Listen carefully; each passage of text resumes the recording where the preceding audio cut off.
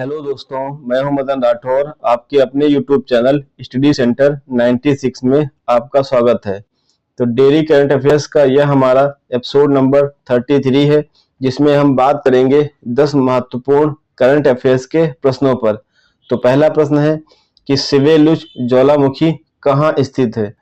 तो आपको बता दें कि जो ये सिवेलुच ज्वालामुखी है, अभी इसका हाल ही में रूस का एक क्षेत्र है कामाचटका, वहां पर इसका विस्फोट हुआ है। तो जो सिवेलुच ज्वालामुखी है, ये रूस का सबसे सक्रिय ज्वालामुखी में से एक है। सक्रिय ज्वालामुखी में से एक। अब बात कर लेते हैं जो रूस है, रूस के बारे में। तो जो रूस है, रूस क्षेत्रफल के हिसाब से विश्व का सबसे बड़ा देश है। विश्व का सबसे बड़ा देश है। ध्यान रखना है, ये क्षेत्रफल के हिसाब से है, जनसंख्या के हिसाब से नहीं। रूस की जो राजधानी है वो मॉस्को है, और रूस की जो मुद्रा है वो रूसी रूबल है।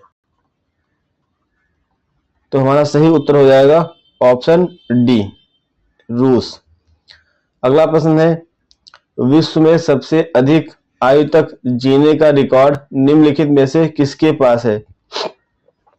तो आपको बता दें कि यह प्रश्न हम चर्चा क्यों कर रहे हैं। तो अभी हाल ही में मारिया ब्रान्यास का निधन हुआ है, जिनकी उम्र 117 वर्ष और 168 दिन थी। इस उम्र में इनका निधन हुआ है। यह जो मारिया ब्रान्यास हैं, ये सैन फ्रांसिस्को की रहने वाली हैं। सैन फ्रांसिस्को अमेरिका के कैलिफोर्निया प्रांत का एक शहर है। तो वहां की मारिया ब्रान्यास रहने वाली हैं, जिनका हाल ही में निधन हो चुका है। आपको बता दें कि जो विश्व की सबसे उम्र दराज की जो महिला हैं, वो है जेया लुइस क्लेमा। ये फ्रांस की रहने वाली हैं। इनका निधन 122 वर्ष 164 दिन की उम्र में हुआ था। तो हमारा सही उत्तर हो जाएगा ऑप्शन डी, जो विश्व की सबसे अधिक आयु तक जीने का रिकॉर्ड है वो जेया लुइस क्लेमा। सही उत्तर हमारा ऑप्शन डी हो जाएगा। बात करते हैं अगले प्रश्न पर। आपदा की स्थिति में बिजली क्षेत्र के व्यवधानों का तुरंत और कुशलता से समाधान करने के लिए हाल ही में किस प्लेटफॉर्म को लॉन्च किया है। तो आपको बता दें कि जो हमारे केंद्रीय ऊर्जा मंत्री हैं मनोहर लाल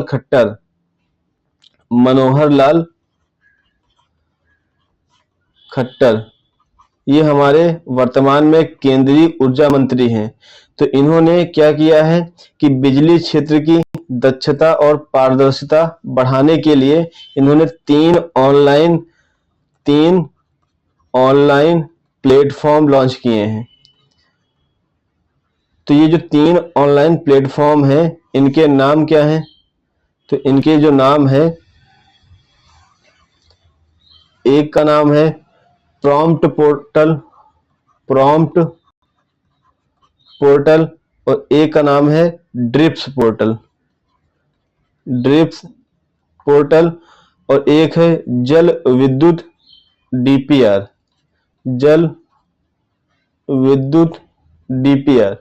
यहां पर डीपीआर का मतलब है डिटेल्ड प्रोजेक्ट रिपोर्ट। अब बात कर लेते हैं कि जो प्रॉम्प्ट पोर्टल है और ड्रिप्स पोर्टल है और जो जल विद्युत डीपीआर पोर्टल है, इनके काम क्या हैं। तो जो प्रॉम्प्ट पोर्टल है, जो भी परियोजना है तो उसके परफॉर्मेंस या उसका निष्पादन के जितने पहलू होंगे उन सभी के बारे में निगरानी रखेगा। और जो ड्रिप्स है, ड्रिप्स का काम यह है कि अगर कोई आपदा आती है तो उस आपदा की स्थिति में बिजली क्षेत्र के जो भी व्यवधान होंगे उसका तुरंत और कुशलता पूर्वक उसका समाधान करेगा। ये ड्रिप्स पोर्टल का काम है। और जो जल विद्युत डीपीआर है, इसका काम यह है कि जो भी परियोजनाएं हैं उनकी डिटेल्ड जानकारी रखना और साथ ही उनकी दक्षता और पारदर्शिता कैसे बढ़ा सकें। तो हमारा इसमें सही उत्तर हो जाएगा ऑप्शन डी, क्योंकि हमने बताया कि जो ड्रिप्स पोर्टल है इसका काम है कि जो बिजली क्षेत्र में व्यवधान आते हैं उनका तुरंत और कुशलता पूर्वक समाधान करना है, वही इसमें पूछा गया था। तो हमारा सही उत्तर हो जाएगा ऑप्शन डी। अगला प्रश्न है कि निम्नलिखित में से कौन सा कथन सही है? भारत ने 2014 में खुद को पोलियो मुक्त घोषित किया, तो यह कथन सही है। अगला कथन है कि भारत में आखिरी बार 2011 में पोलियो का मामला दर्ज हुआ था, तो यह भी सही है। तो हमारा सही उत्तर हो जाएगा ऑप्शन सी। आपको बता दें कि यह हमने प्रश्न चर्चा किया, तो इसका उद्देश्य क्या है? तो चर्चा करने के पीछे वजह यह है कि अभी हाल ही में पोलियो का एक नया मामला मिला है। जो हमारा राज्य है मेघालय, मेघालय में एक हिल्स है जिसका नाम है गारो हिल्स। मेघालय में गारो हिल्स है। इसी गारो हिल्स में अभी एक पोलियो का नया मामला आया है, जिसकी वजह से यह चर्चा में रहा है।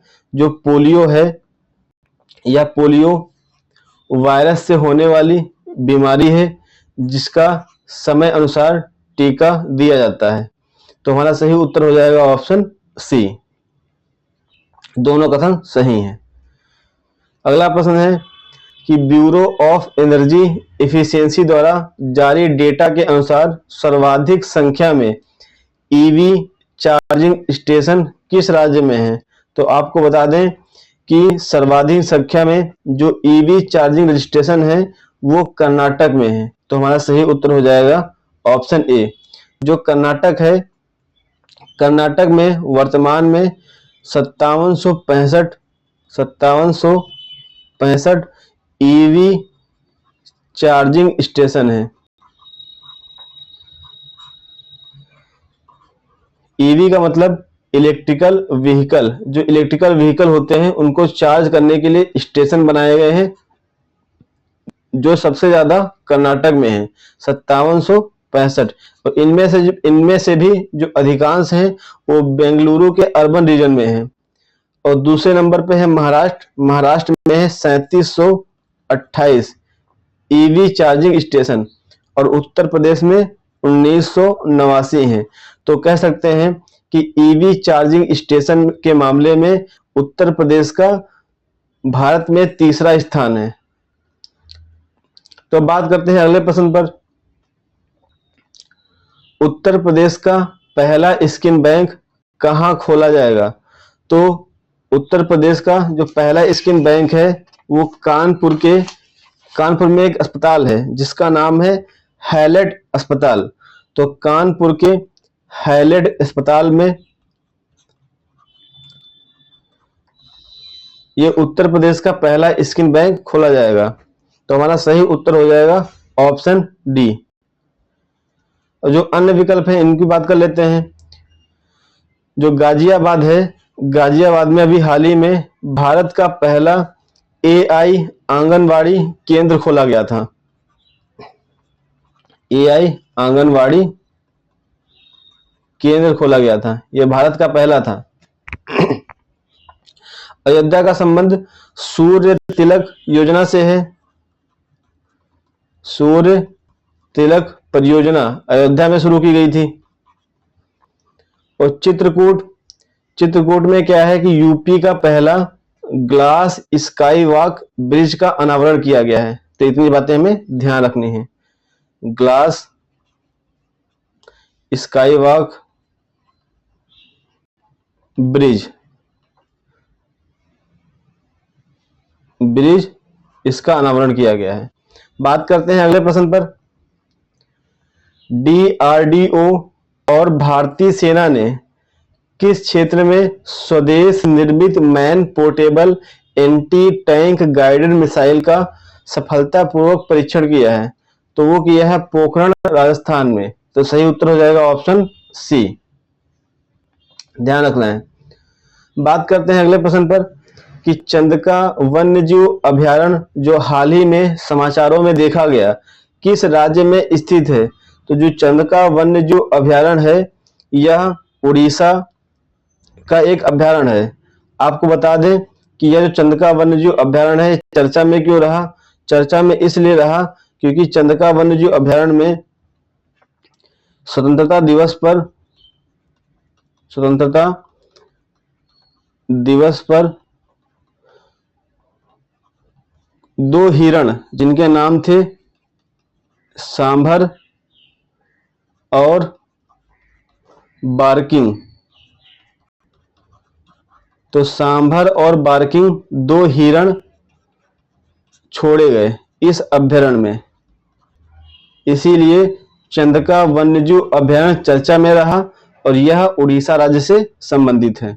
अब बात करते हैं अगले प्रश्न पर। C8 क्रिकेट रेटिंग अवार्ड 2023-24 में लाइफ टाइम अचीवमेंट अवार्ड किसे प्रदान किया गया है। तो इसका सही उत्तर है राहुल द्रविड़। तो राहुल द्रविड़ को लाइफ टाइम अचीवमेंट अवार्ड प्रदान किया गया है C8 क्रिकेट रेटिंग अवार्ड में। तो हमारा सही उत्तर हो जाएगा ऑप्शन ए। अब बात कर लेते हैं कि इस C8 क्रिकेट रेटिंग अवार्ड में रोहित शर्मा को कौन सा अवार्ड दिया गया है। तो रोहित शर्मा को सर्वश्रेष्ठ अंतरराष्ट्रीय क्रिकेटर चुना गया है। सर्वश्रेष्ठ अंतरराष्ट्रीय क्रिकेटर चुना गया है।